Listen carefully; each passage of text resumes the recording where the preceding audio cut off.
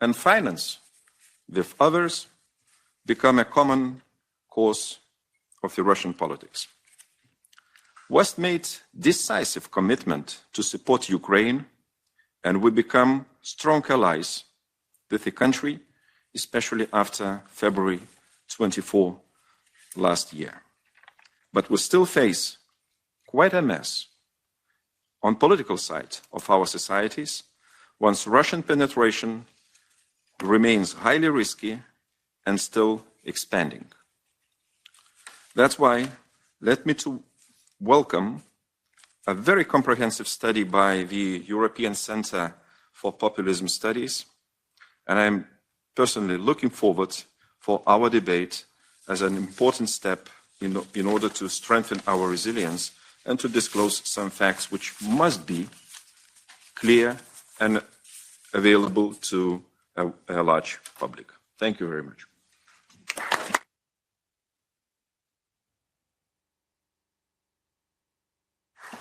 Thank you very much, Petros, for your welcome remarks and for your gracious hosting of us here today at the European Parliament.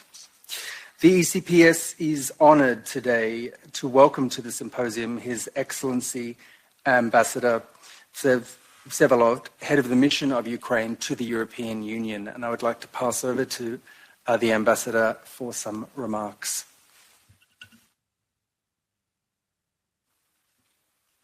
Thank you very much. I would like to thank, first of all, the European Center for Populism Studies and European Parliament, and personally Petros Austrevicius for hosting this event. I think it's very timely, and indeed this comprehensive report it's a good basis for this discussion and also for the follow-up action. I wanted also to thank Mr. Graham Watson for his input, and I remember his continuous support when he was a leader of the ALDE group then. Now it is bigger, and we know the group as a Renew group, but he is a strong friend of Ukraine, and many thanks for being with us today. You already, both Mr.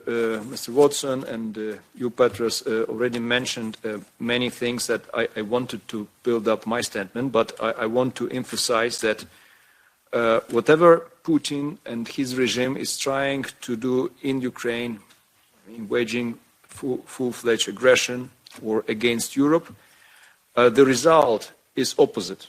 So what they achieved so far is unified, strong Ukrainian society, fighting and working together with the government, with Ukrainian armed forces. So the nation is united as never before. They achieved the united European Union, adopting already 10th package of sanctions. The work is going on the next packages. The overwhelming support of Ukraine also on the public level, and I think that was the most important element, especially in the beginning of the war, and the factor which helped all of us to get in our relations with the Union where we are, getting membership perspective, getting this level of financial support. And you know that only for this year, European Union has allocated or earmarked 18 billion, and the overall support during the last year, EU combined with the member states, about 50 billion already. Also, it helped to unify, to build up the stronger transatlantic unity. So whether it's a sanction package or efforts on the future reconstruction or financial support, it's always G7 plus EU working together. And this unity is there. So you mentioned NATO, so there is a new spirit of partnership and unity. in the alliance as well. And you have, you remember how this discussion, this Putin brinkmanship started. He offered NATO to track back to the situation of early 90s. He achieved the opposite, so that now two new member states will join the alliance. You have stronger presence in Europe of the alliance, and so forth and so on. We are building up our relations with not only with the EU but also with NATO in a progressive and a strong way. I also wanted to use this opportunity to thank in particular European Parliament for its role in boosting this agenda, Ukraine support, and European Parliament was the first among the institutions to call openly and strongly for the membership perspective of Ukraine and of Ukraine, strong sanctions, strong measures against Russia. And if you take a look into the recently adopted resolution of 16 February this year, devoted to 1 year resistance of Ukraine against Russian invasion, you have the clear call for the fastest possible delivery of weapons we need, also for the stronger international isolation of Russian Federation,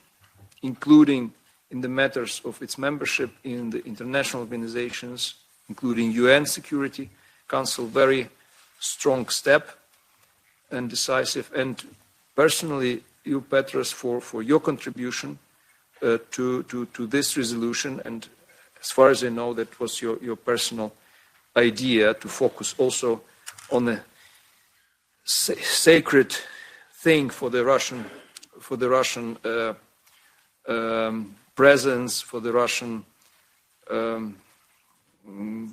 whole construction, political construction, which is membership, permanent membership in the UN. We need to address those issues, especially taking into account that Russia has been cheating its partners, not during the last year, but during the last 30 years. So we need to be vigilant, we need to be brave, pushing Russia out of international fora.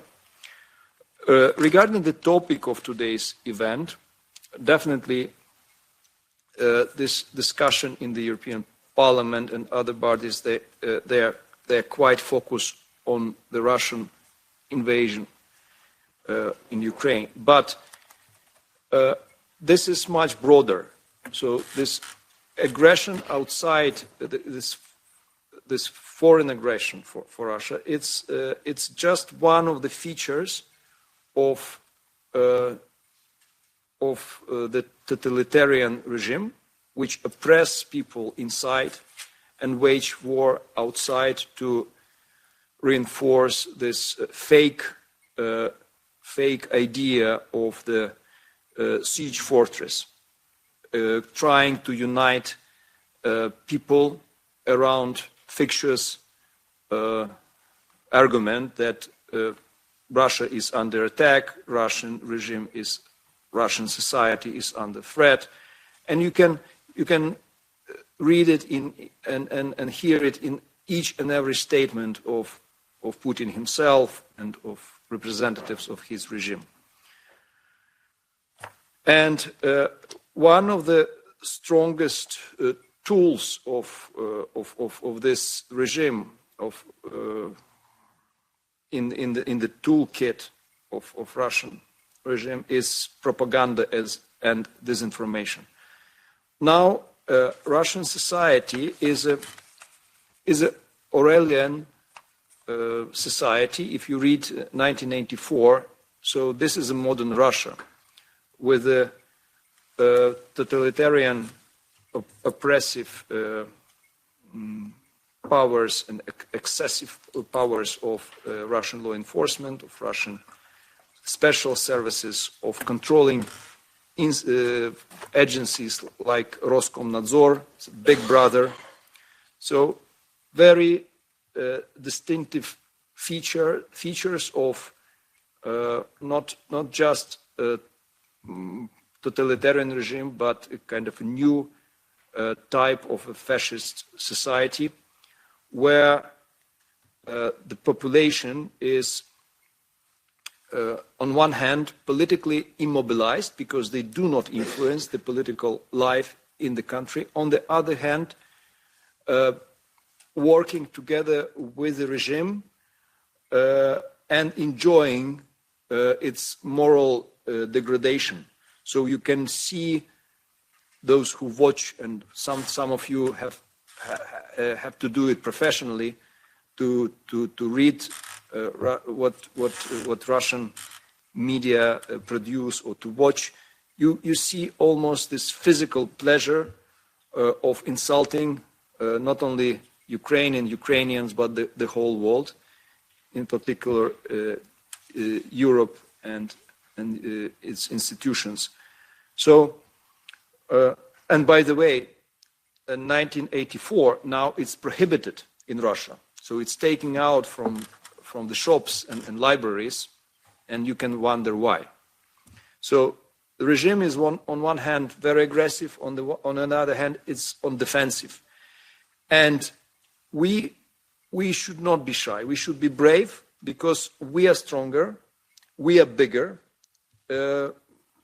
If we compare the output of the economies of the member states and the Western world and Russian Federation, Ukrainian army, not mentioning NATO armies, is strong enough to keep Russia and to defend itself, and we are gearing up for the counteroffensive, and we definitely count on the weapons and ammunition and support in providing Ukraine with ammunition. We already mentioned this.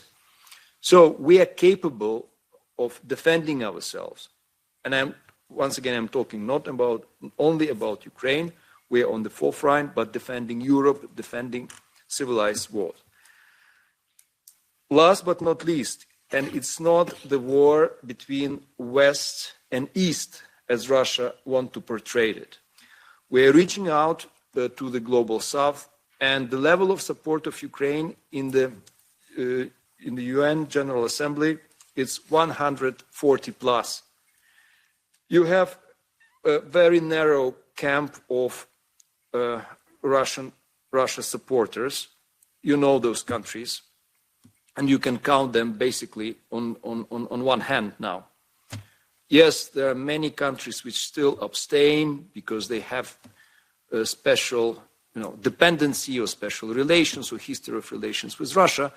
And we need to work on those issues. And we need to deprive Russia of those instruments of influence, be it agricultural dependence of Russian food or fertilizers or equipment or weapons, whatever. And we need to work not only on the government-to-government level, but to engage civil society, to engage opinion shapers in those countries, in Latin America, in Africa, and to reach out to people and explain that it's about killing innocent people under the fake pretext, historical fantasies, phantom pains of the empire, which is on its final critical stage, and it must die, this empire. And we are living in the historical moment, and it depends on us how strong we are and how resilient we are to achieve this goal, to defend ourselves, and by the way, at the end of the day, to help Russian people, which are under occupation now by this criminal regime. Thank you again for the invitation, and looking forward to interesting productive discussion.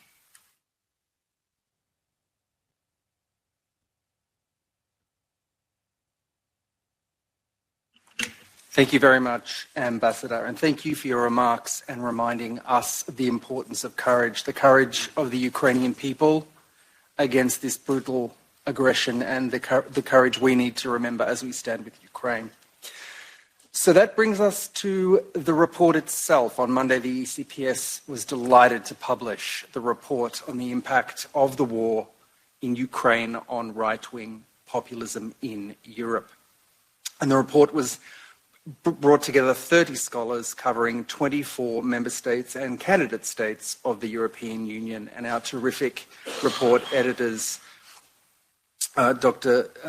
Emilia Zankina and Dr. Gilles Ivadi, they brought the report together in record time, and it's fantastic. So I'm going to pass over to them, and they'll present the main findings of the report for us. Okay, thank you, Simon, for the kind introduction, Mr. Ambassador, members of the European Parliament, ladies and gentlemen. If I may speak for Emilia and myself, we are very pleased to be here today to present this report. It's been a great undertaking. As Simon said, we did that within a few months with the help of both the ECPS team, which has been extremely efficient. So thank you, Aziz, Ivan, Martin, Simon.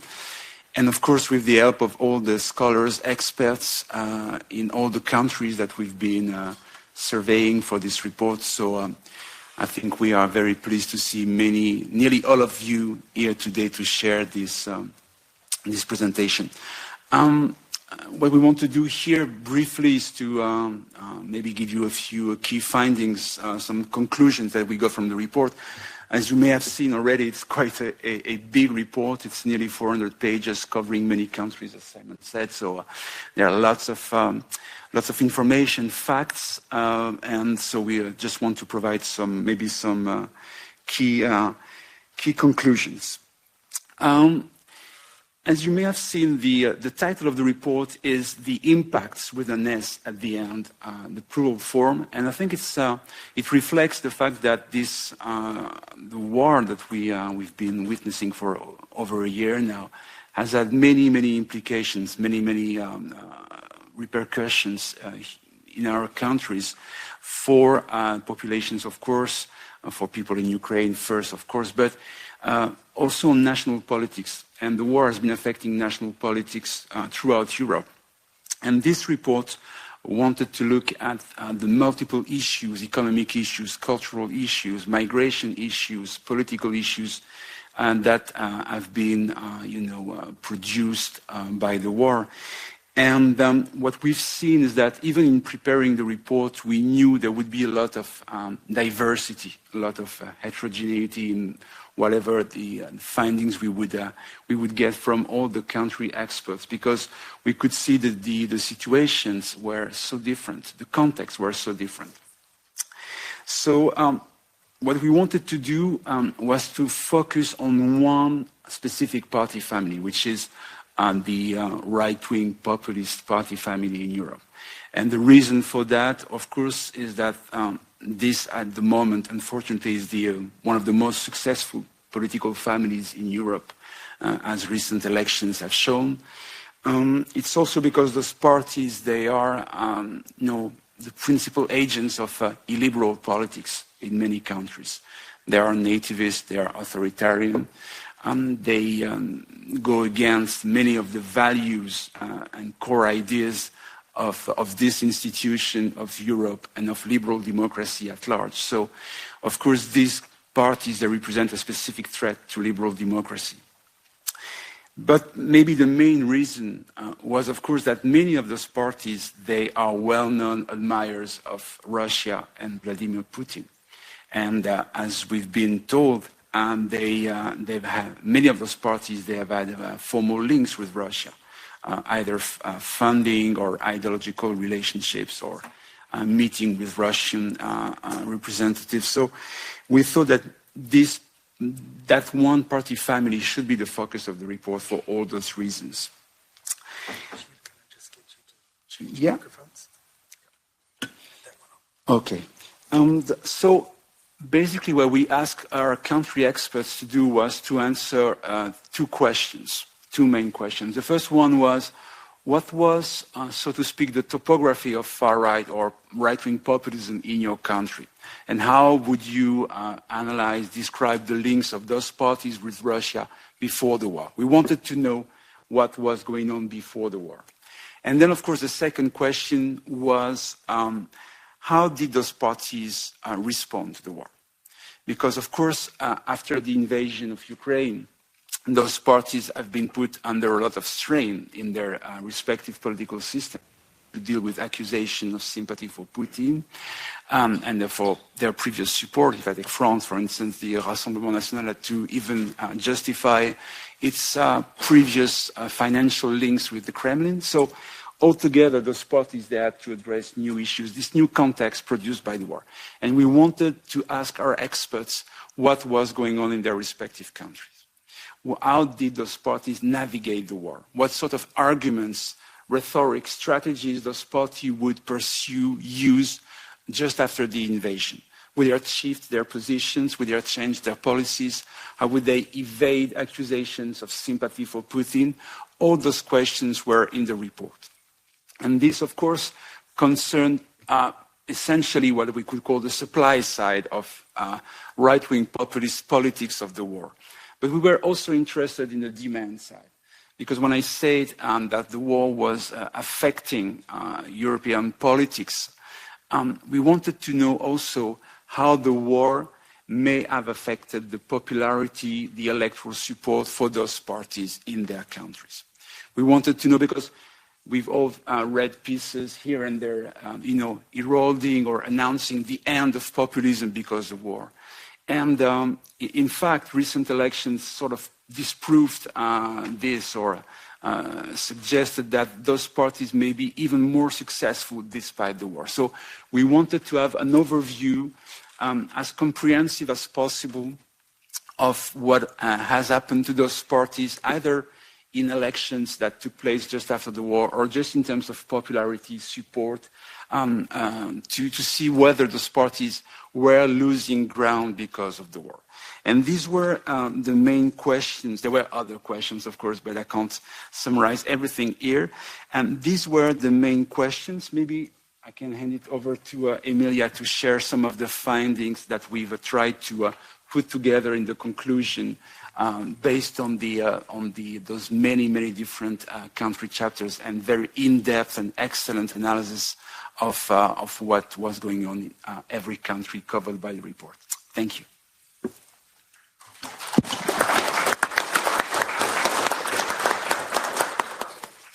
Thank you, Gilles, for this wonderful collaboration, and huge thanks to all the authors who delivered these papers in such a short time and found time in their tight schedule. We have a wonderful mix of experts. We looked for the very best in each country, so we're very proud. Thank you, Your Excellency, and members of the European Parliament, and to all the guests for being here.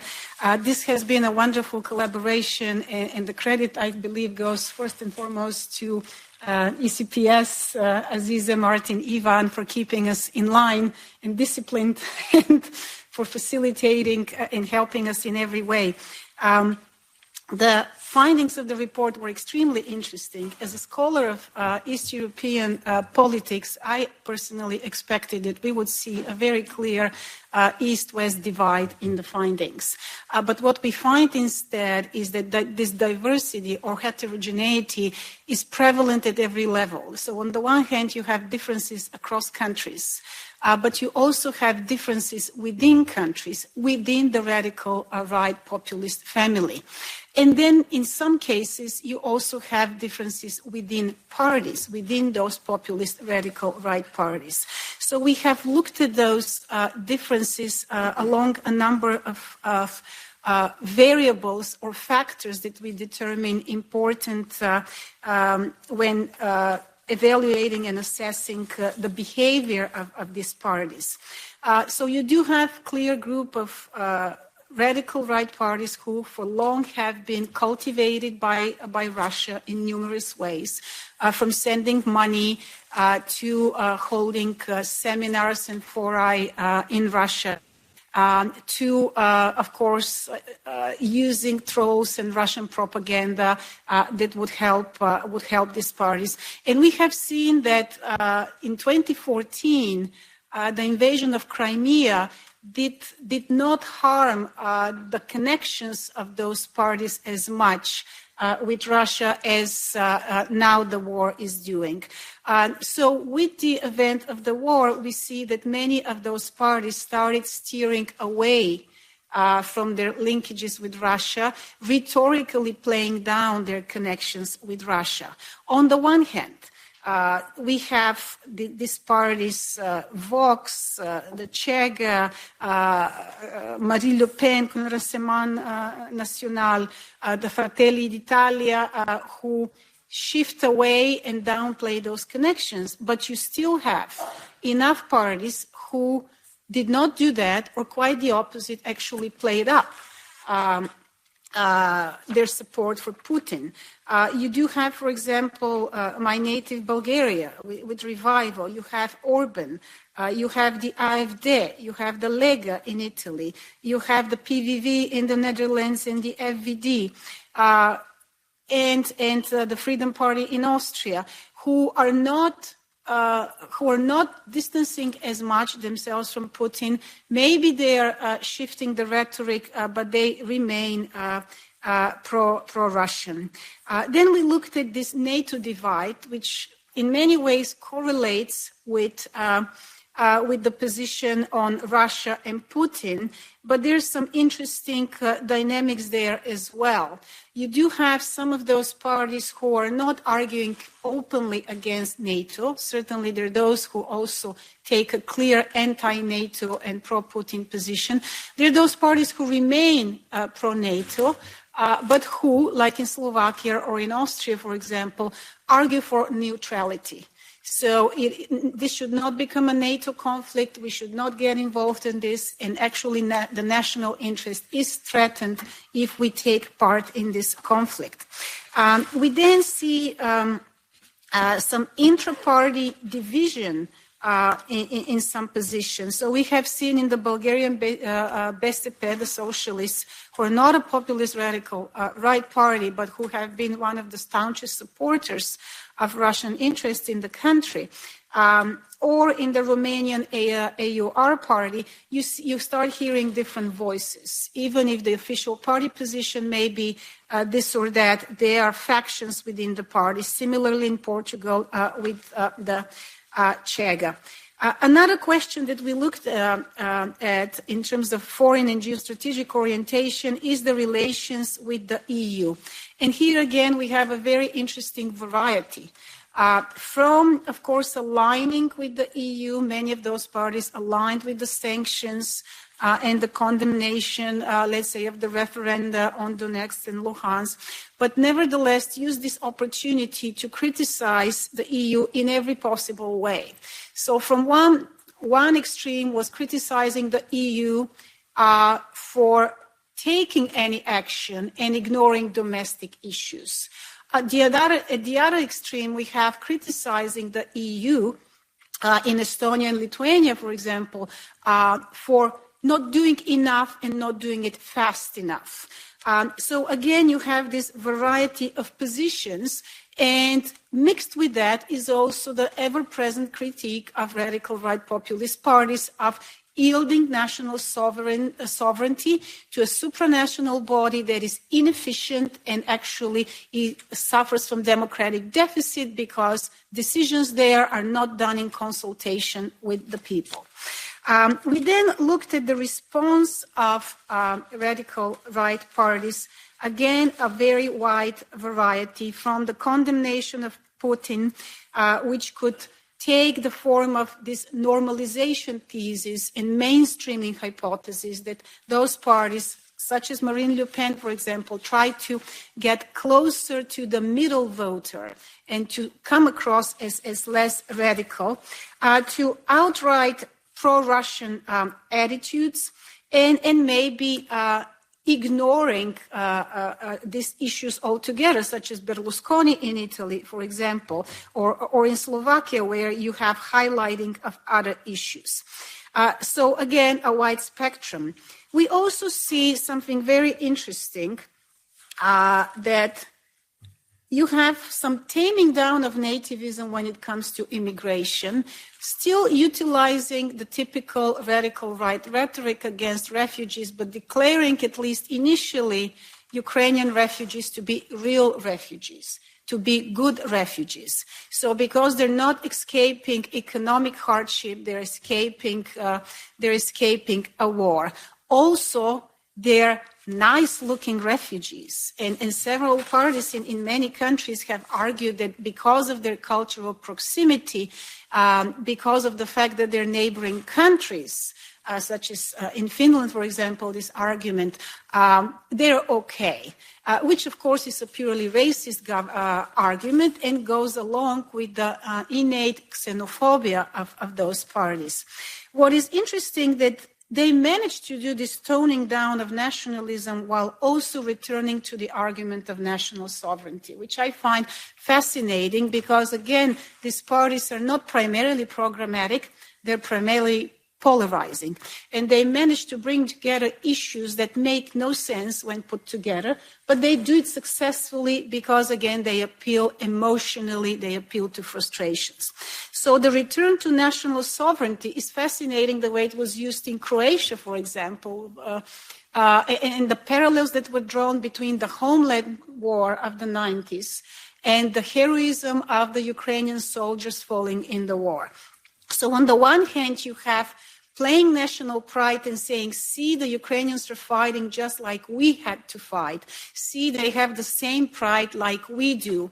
On the other hand, you may have this return to national sovereignty becoming a reason to advocate for greater defense spending or for banning Russian language instruction in the Baltic countries and emphasizing actually this anti-Russian discourse for the local ethnically Russian population, to advocating for neutrality because, again, this would only escalate the context. Parallel with that, we do have returning to domestic socio-economic issues. Especially as the war drags on, these issues, of course, become ever more salient because economic difficulties continue to grow, inflation is hard.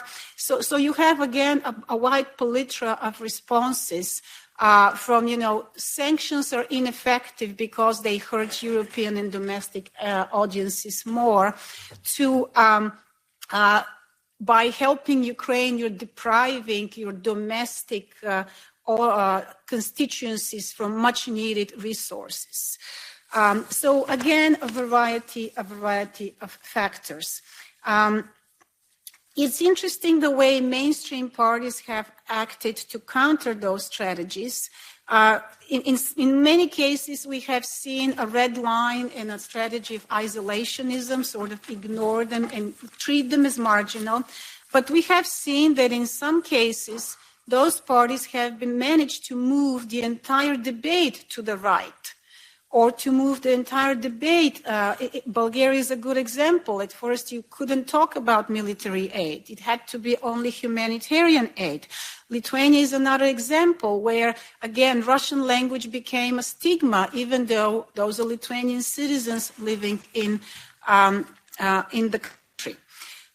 Next, we looked at also external factors and internal factors, which are very important. From, historical, cultural affinities, which are very different, even if you look at a period like Eastern Europe. So if you take a Romania, or if you take a Poland, and if you take a Bulgaria or a Serbia, the relationship with Russia varies dramatically. So the fact that you're talking about post-communist countries means very different things. In terms of attitudes in the conflict. Economic relations have been another big factor. So Italy, for example, is a country where this monetary aspect of relations with Russia has been very important. And there have been a lot of arguments that Italy needs to look out for itself and therefore orient itself towards China and Russia. Italy was the only country to sign the Belt and Road Initiative. So there was a lot of pressure for developing these bilateral relations as opposed to relations within the EU level. And let's not forget the gas.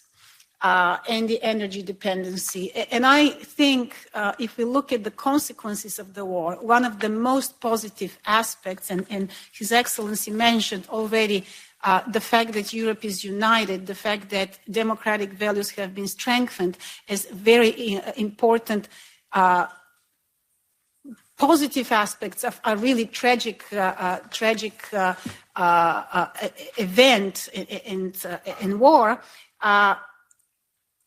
The EU has gone from 51.3% of energy dependency on Russia in 2019 to, as of September of last year, 12.9%. So any myths that we need Russian energy, that our economies depend on that, have been completely busted. Any arguments that we could not move to diversified sources or to greener economy have been discredited completely. So I would argue that Putin has helped Europe really do something that Europe was not able to do on its own for 20 years, arguing here in this very parliament about green energy. With voters, what we see is also interesting. On the one hand, we have a lot of wins. These parties have not disappeared, including in most recent elections since the war. But on the other hand, there isn't really an increase in the overall support for these parties. In some country, they may gain more, or some party may gain more at the expense of the other. But overall, these parties have remained marginal in many, many places, of course, with exceptions such as Hungary, Serbia, or Turkey, where you do see these very strong authoritarian tendencies, which will argue are a little bit of a different phenomenon. So what we notice is that we do have great diversity and strategies that these parties have used, from mainstreaming to focusing on socioeconomic issues to national attitudes and priorities. But at the same time, this has not really changed the game dramatically. It has not really increased the overall influence of these parties, and any increased influence in particular countries that we see is also coupled with very strong mobilization in support of liberal and Euro-Atlantic values. So there is a lot to hope for. On the other hand, we have confirmed that these parties are very flexible. They're very chameleonic-like, they're very malleable. So countering their rhetoric is anything but simple. Because the moment that COVID rhetoric, which they exploited very successfully, is no longer relevant, they simply pass on to another issue and manage to polarize it. Today, it is the war. Tomorrow, it would be inflation. The day after, it would be migration. So it is a cancerous tumor that we need to always continue to fight, and we need to always remain vigilant against. Thank you.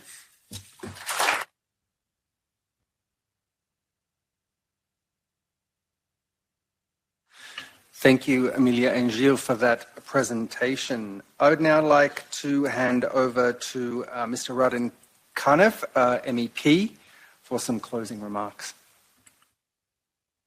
Thank you very much, and thank you very much for the invitation. A rather undeserved honor, I would say, but still, it's an honor for me. I would try to be brief by concluding, and I must admit it's a difficult task after all the prominent speakers we already heard. But I would start with a question that I had myself last night when reading part of the papers in this really wonderful project. And now I elaborate even a bit more on it. And do we have good news from this project, in fact? First of all, it's very difficult to talk of good news when we speak of Russian meddling in European politics and right-wing extremism in European politics, because we must admit at least right-wing extremism is not going anywhere. It is here to stay in our countries, in our political systems. As Emilia said, it's extremely adaptable to new situations. So it is difficult to speak of good news. The expectation that the start of the war in Ukraine and the changing of public opinion against the regime of Vladimir Putin, quite natural, will lead to the final decline of European right wing was, to say the least, naive. Right-wing extremism exists many years before Putin, and this very fruitful cooperation they had doesn't mean it doesn't have its very solid social base and many reasons to exist in our political systems.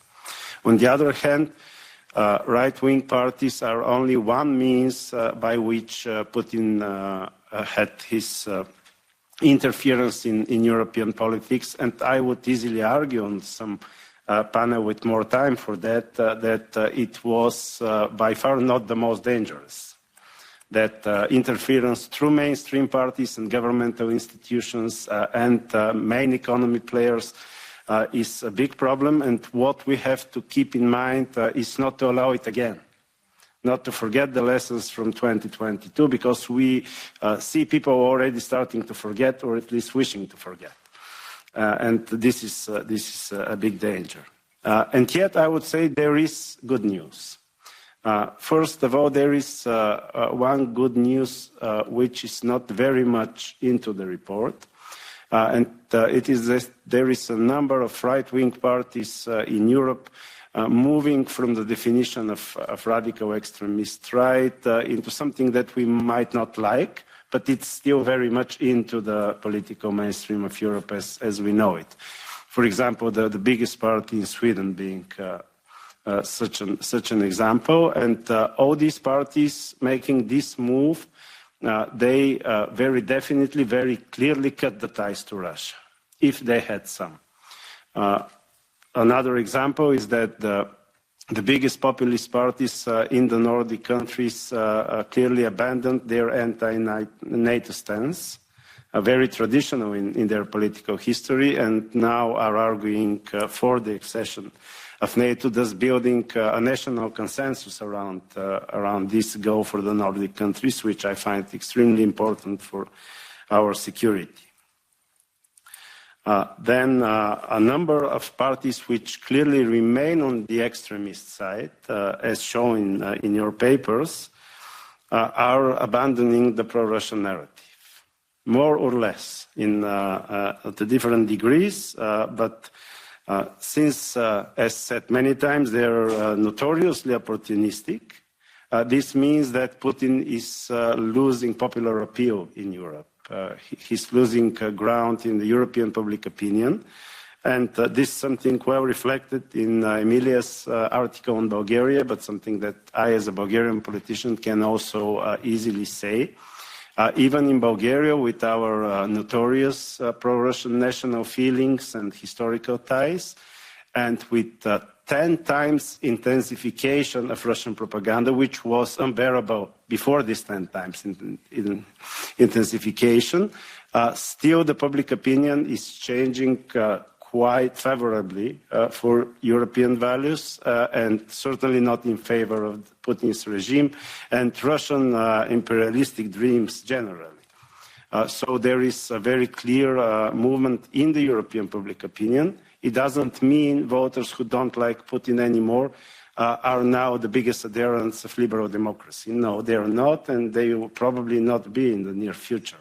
But still, this very toxic marriage between right-wing extremism and Putin's regime is somehow dissolved, which is certainly a good news. And last not least, I would say that there is a moment of of revealing and demarcation of the clear Russian assets in European politics. And this is positive. Let's know who is who. Because before, everything was quite well hidden under the popular appeal of Putin in Europe and all these conservative ideas, anti-liberalism and so on, but still it's not that that we support an authoritarian or in fact totalitarian regime, but more that we are opposing the liberal discourse in Europe. Now we see that yes, there is authentic conservatism in Europe, not accepting liberal democratic values as they are in the 21st century, but on the other side there are pretty clear Russian assets. And they have their cards on the table much more than 1 year ago, which I think is a very good news, not only for my country, but for many, many others.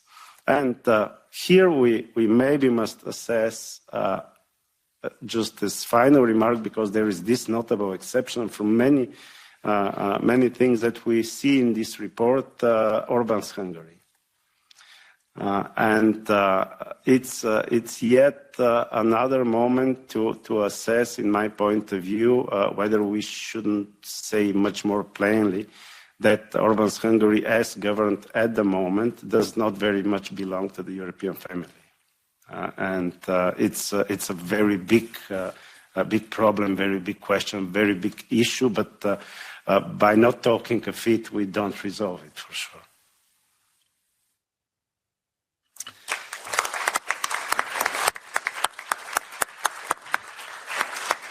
Thank you very much, Radan, for taking us out on a positive note. That's fantastic to have some good news. Some more good news. We have time for Q&A and discussion. So I think we should proceed as follows.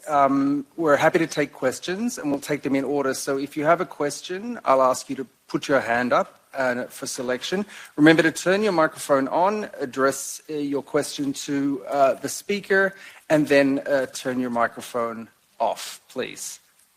So the lady over here. Thank you very much. It's a very interesting conference. My name is Stella Verichi. I have studied physics and informatics. I am a member for the European Physical Society. And I have one question concerning the far left and far right parties, European parties, they are pro-Putin. You never mentioned that the most of chefs of this party receive money direct from Putin.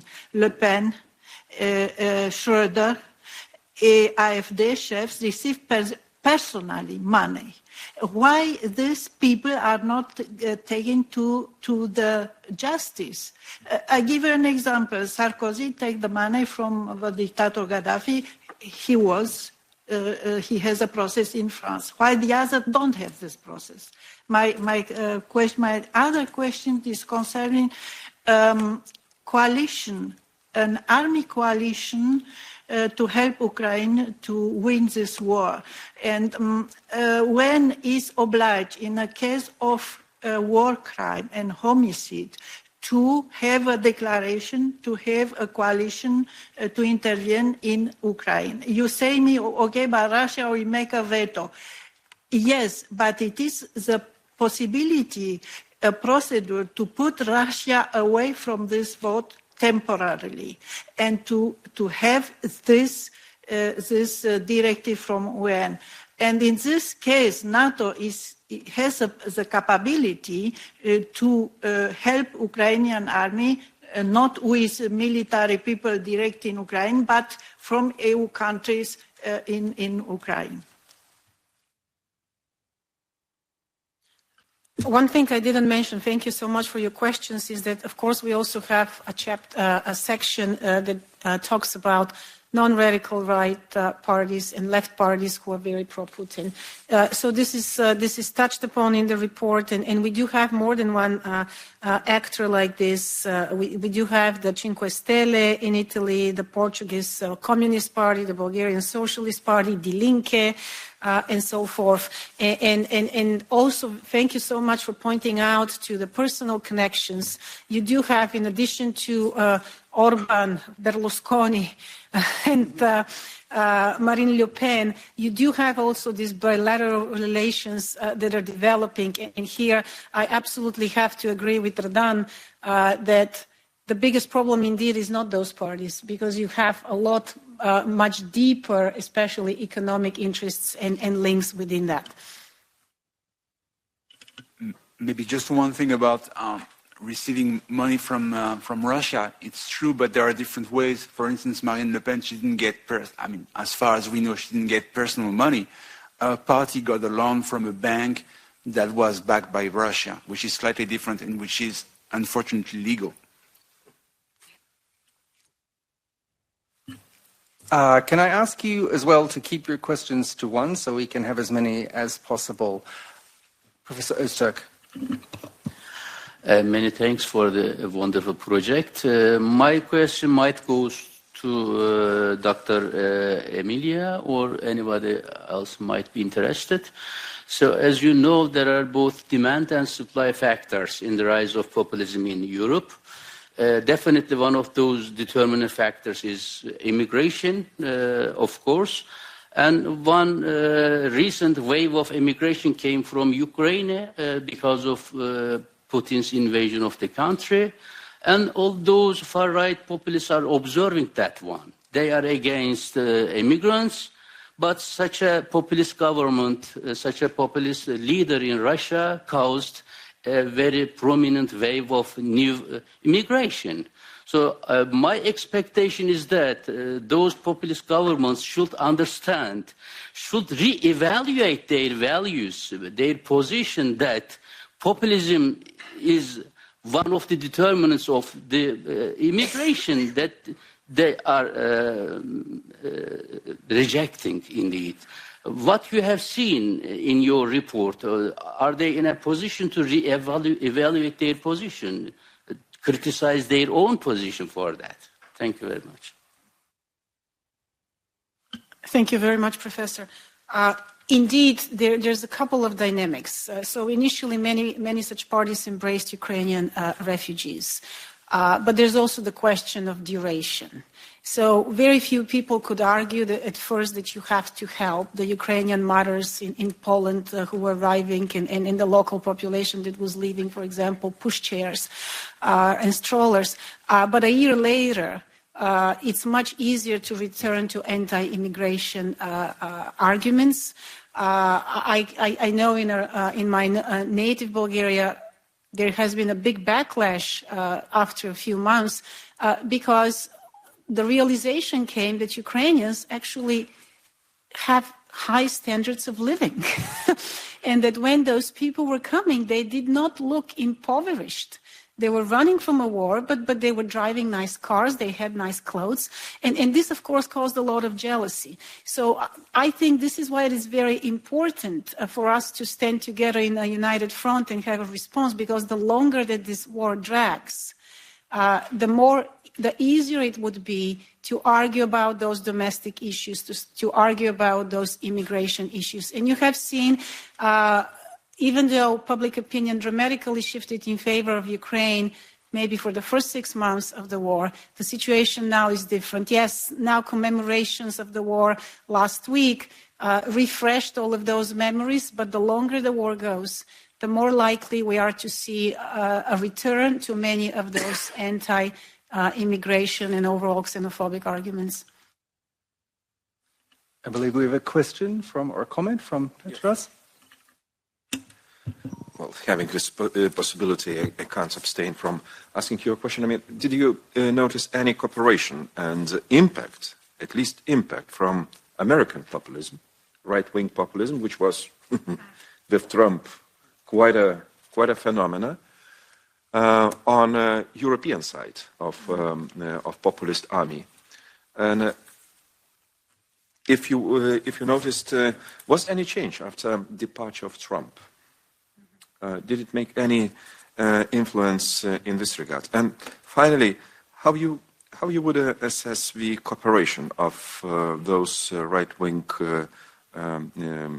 let's say, populistic countries in Europe. You see any increase in efficiency in their cooperation in, let's say, sending a certain more common narrative or whatever, or it's really more nationally based? Thank you.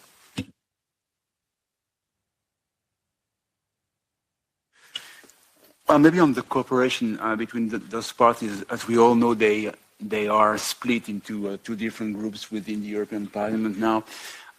Maybe we should think ahead of what may happen in the 2024 elections. As we all know, links with Russia was one of the main issues why those parties couldn't get together in the European Parliament. Now that many of those parties, including the Lega in Italy, the Rassemblement National and others, have had to drop those links, maybe we should wonder whether this would help them get together into one unified group. Because again, I know for the Polish populists, for instance, the Russian thing was one key issue. So there's no prediction there. There's no, I don't know, but I think the fact that they were forced to change their positions on Russia might create new opportunities for cooperation that were not there before. So we should be careful and we should monitor that in the 2024 elections, definitely. And thank you for bringing this very important question of America, which has been, of course, one of the biggest supporters in every way of Ukraine. It's a counterfactual, but I would argue that if this war had happened with Trump being a president, the response would have been very different. Even though the Republican Party is traditionally hawkish, and it has been all too quick to jump into international conflicts and sort of export conflicts outside and support military industry and so forth, the industrial military complex. In that case, because of Trump being such an outlier and really only adopted the Republican Party as a platform for his personal political rise, the Republican Party has to reconcile with a leader who was not in line with many long-standing positions of the party. So currently the party is in a huge crisis as we approach primaries because they need to reinvent themselves. They need to take a position on Trump. They need to vote in primaries and see whether Trump would win those primaries. And if he does, if they're truthful to their internal procedures, they have to stand behind Trump again. Now, the chances of that seem less and less, and he has been losing support. But also, we see now that a lot of criticism goes to Biden for not paying enough attention to domestic issues. So again, populism plays in a similar way there.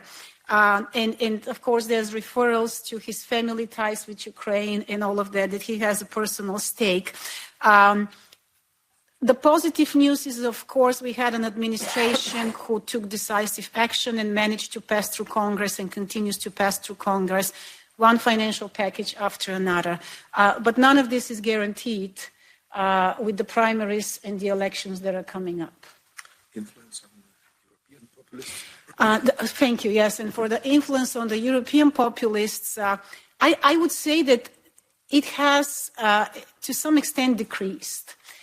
Trump was a huge figure, magnetic, large, right? And he emanated admiration, just like Putin, though it was easier to admire Trump because, again, he was elected not by changing the electoral laws of the country and so forth, what Putin, of course, did more than once.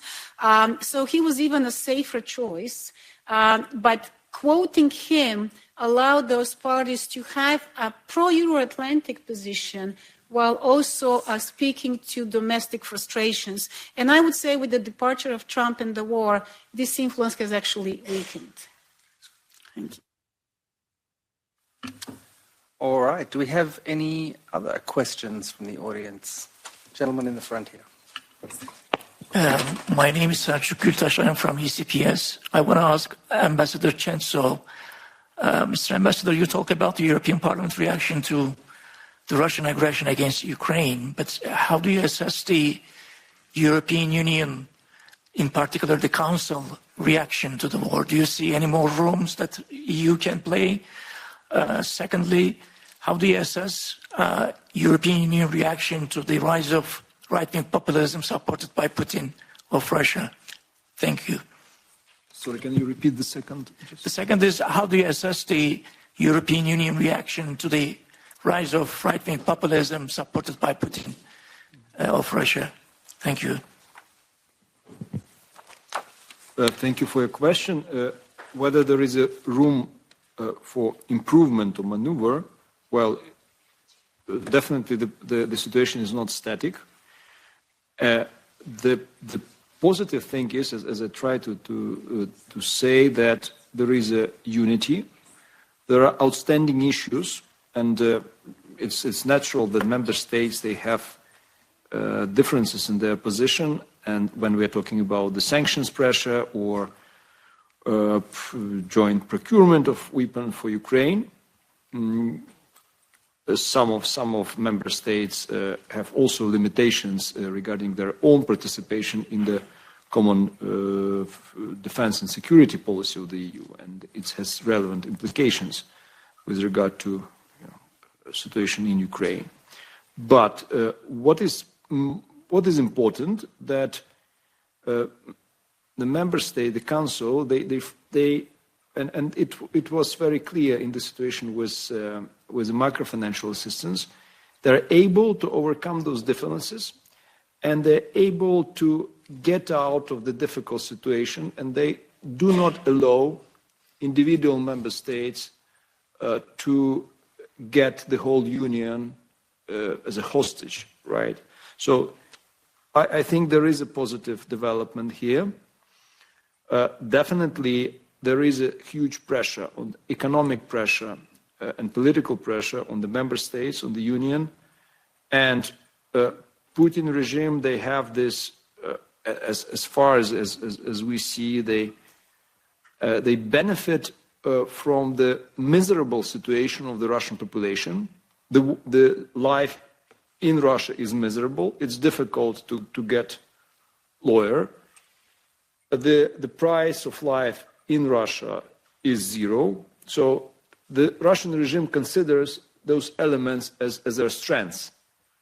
So in the very short run, yes, the strong feature of the Russian regime. In the long run, they're getting, they're going to hit the wall, because it's a path to self-destruction.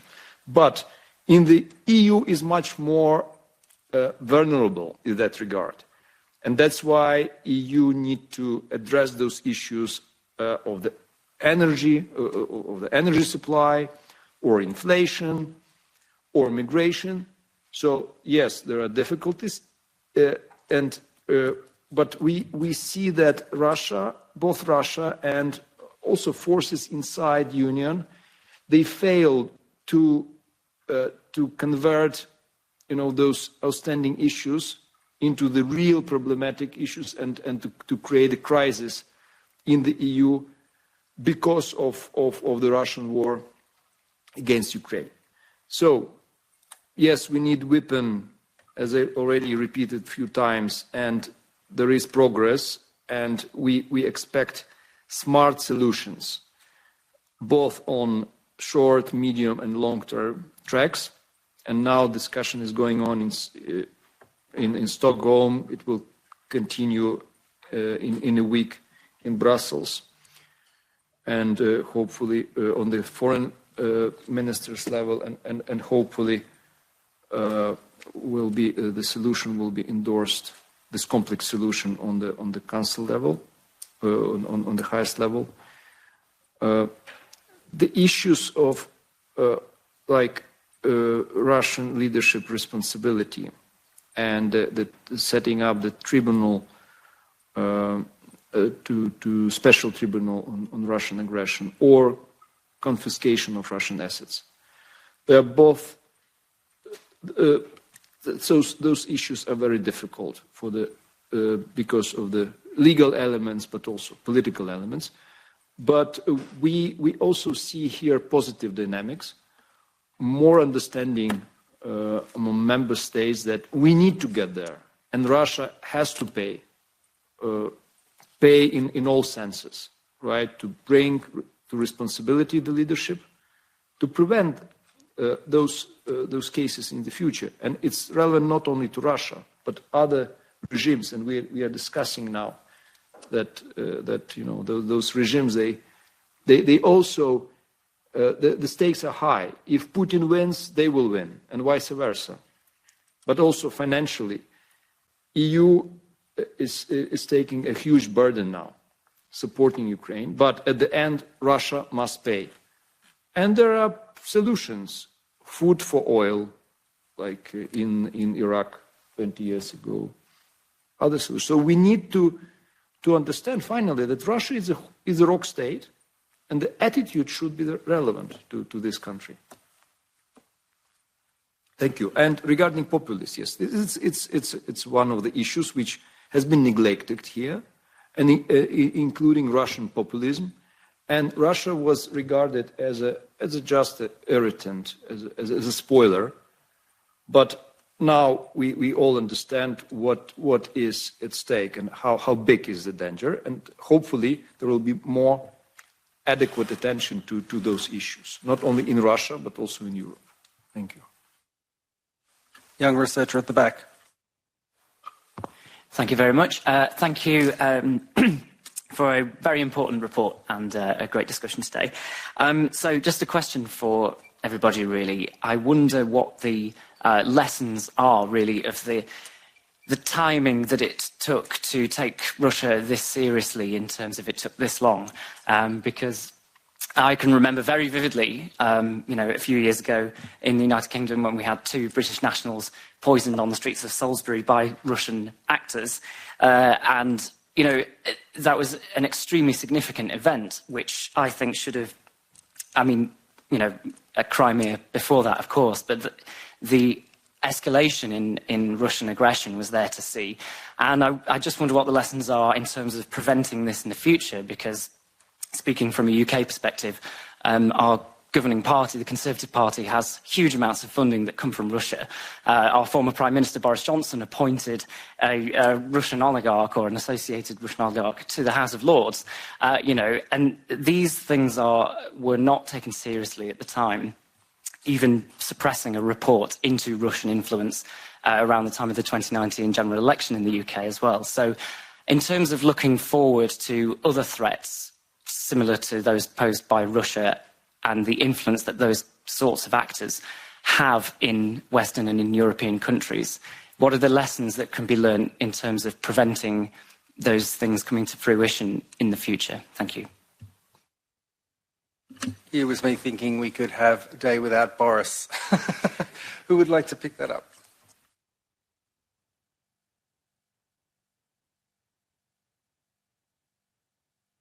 Of course, it's a question without a clear answer. But the truth is in the very question. What has to be done in order not to repeat history? Certainly there is no recipe, but what I already mentioned in my previous intervention, I will reiterate now. Most important thing is to not consider the end of military activities as return to normal. Because one way or another we hope, of course, for the one way, not for the another. But hostilities will cease or hopefully end. And it might not be in the near future, but it will happen. A lot of people are thinking for this moment as for the moment that everything in trade and cooperation with Russia will start anew. That's why they hope it will be sooner than later. We all hope it will be sooner than later because of the cost of human life and the fate of Ukrainian people, but not because it will just start all over again. Most importantly, we need to keep in mind that economic isolation of Russia must go on.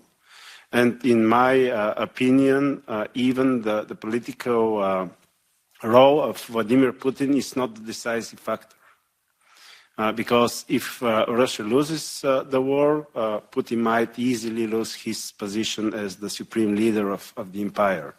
But it doesn't mean by any means that this is the end of totalitarian regime which now is in place in Russia, or the end of imperialistic ambition. May I follow? It's a good point. And, well, definitely on defense side, I mean, we have to invest, we have to produce, and probably we have to invent much more, because it's a standing threat. It's a standing threat. But on a soft side of this phenomena, I think we have to implement to full extent Magnitsky Human Rights Act. We have to take corruption very, very seriously. And I mean, that example you mentioned with the House of Lords or whomever, I'm very happy that London becomes much cleaner, maybe emptier a bit. I mean, losing some money in a real estate market. But, with the war against Ukraine, I think the point will come when Russians will wake up and ask, where is our money? And then that money invested, placed, kept in Zurich, maybe Berlin, maybe Paris, who knows, Nice, definitely, some. I mean, those places will be visited by new Russian society, new government. So that's why, I mean, to prevent us from making more mistakes and letting that dirty money, which is very dangerous, being infiltrated into our societies, our economies, we have to be very serious. And now, I mean, to begin a search, appoint serious prosecutors, and go in systematic way, and for long time.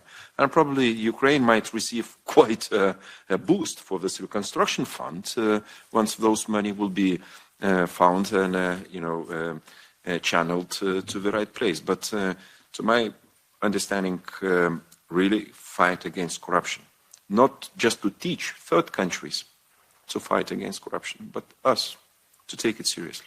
Thank you. We have time, I think, for a couple more questions.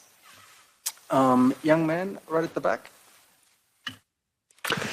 Yes, thanks a lot, first of all, for these amazing reports. I think you have done a fantastic job. My question would be, did you have time to assess how the Russian invasion of Ukraine impact the political party system of countries in Europe where there isn't any right-wing populist party at the time? I'm thinking namely about the Republic of Ireland, where there isn't properly right-wing populism party. My question would be, did it lead to the rise of anti-war sentiments on the far right of the political spectrum, radicalization of center-right party? Did it fuel anti-war sentiment of, let's say, left-wing radical populism, or could it lead to the creation of establishment of any other right-wing party in the future? Thanks a lot. Thank you very much. No, we didn't. Actually, we very much focused on those countries where there were well-established right-wing populist parties. What we did on the other end was, in some countries where it was relevant, we asked the authors to look at other populist parties, especially populists of the left, to see, because these parties have been pro-Russian as well for different reasons, and they've been pursuing a different agenda. But it was interesting to see how those parties had reacted to the war. Again, the sort of strategy they had used to navigate the war. But no, you're right. It was we started with this very well-defined focus on countries where the populist radical right was successful. I think we have time for probably one more. The gentleman at the front. Okay, my question will go to Dr. Rivaldi. So thank you for this report. I just read some of the parts and maybe I missed. It gives a good outlook about the political parties, the far-right or radical right-wing populist parties. But what about the social dimensions, the networks like Génération Identitaire in France, for example? These are very nativist, very coupled, they have strong lines with these parties as well.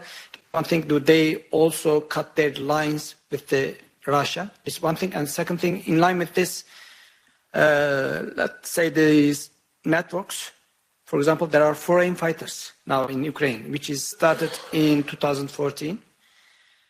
They supported Russia specifically, and now they in war, and they help Russia to invade Ukraine, for example. What about these ones?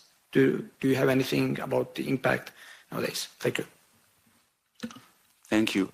No, again, we very much concentrated on established political parties. We didn't look at extreme right groups, which are, around those parties in many countries.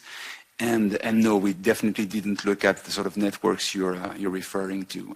Again, this we had to limit ourselves to something more narrow. Otherwise, I think that the report would have been definitely too big, and we really wanted to have this report out as soon as possible because we thought it was a very timely analysis, and therefore the choice, which we might criticize, but the choice to have maybe a narrow focus. Thank you. All right, we definitely have time for one more. So, Madam, I think you want to have another shot, please. Yes, I have a question concerning Magnitsky Law. I am one of the first here in European Parliament. I speak about it 1 year before COVID epidemic. I know that the Renew group, it's really supports this Magnitsky. I find very quick, very efficacious, and you cannot go away from this sanction. You can go in other, but Magnitsky Law, it's nominal and it's finished. So my question is, how is the stadium now with this Magnitsky Law on the EU level? Do you make some votes? Do you have some new group reunion concerning this law? Thank you for your important support on this matter. Last autumn, von der Leyen made a very strong commitment to add to the existing European kind of instrument on human rights with the inclusion of corruption. She made it, she made a speech in front of the whole House. So since then, I heard nothing yet, but we follow. And I know that 1 year remains, only 1 year remains for this Parliament. So we will try to push as much as possible in order to have something tangible by the midst of this year. Otherwise, we might again be too late to receive this good news.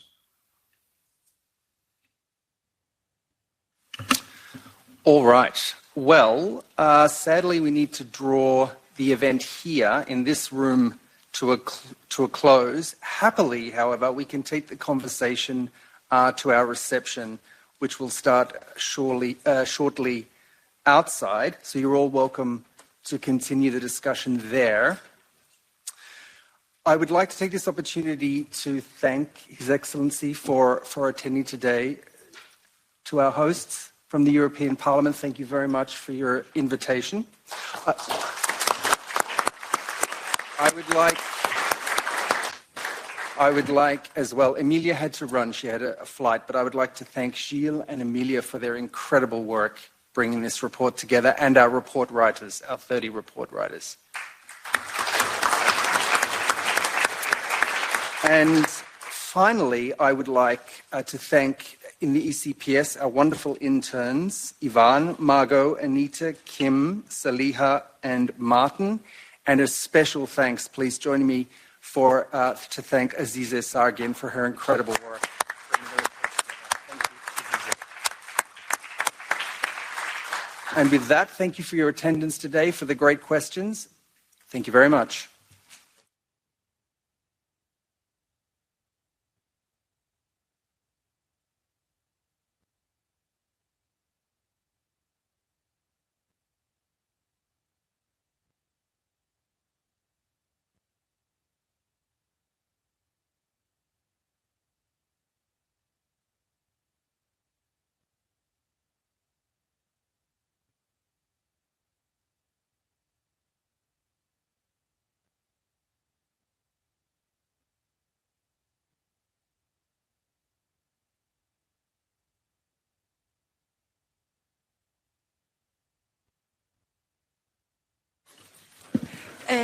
Hello, just a reminder, my colleagues will guide you to the reception area. It's on the third floor. Yeah, thank you.